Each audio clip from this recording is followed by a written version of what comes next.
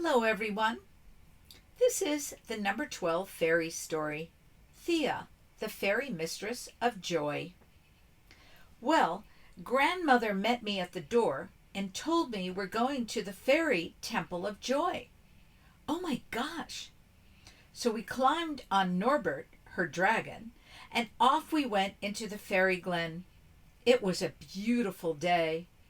The sun rays were coming down through the trees as we flew to the far side of the glen, where there was a stream and what appeared to be a crystalline structure right on the bank. So much light was coming from it, it was almost blinding to the human eye, and I understood why it was on the outskirts of the glen. Standing outside of the temple was a woman who looked like the Queen of Light. She said her name was Thea, and this is the structure of light, emanating joy. She said it runs joy through the ground in veins of light all through the glen to keep joy in the community. The light comes from the Creator, as the fairies have never suffered duality. They are always connected to the Creator.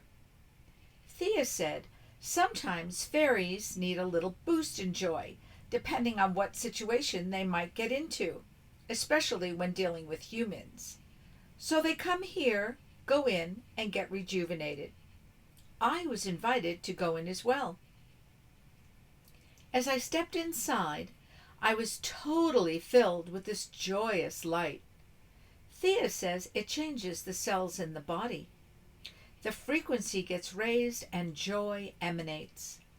I put my hands on the walls of this crystalline temple to feel more.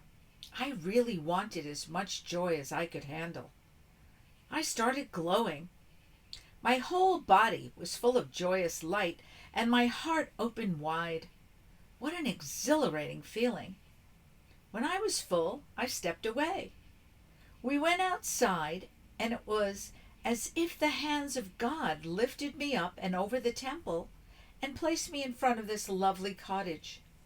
Thea was waiting in a more human form, less light, with Grandmother, and we were invited in for tea.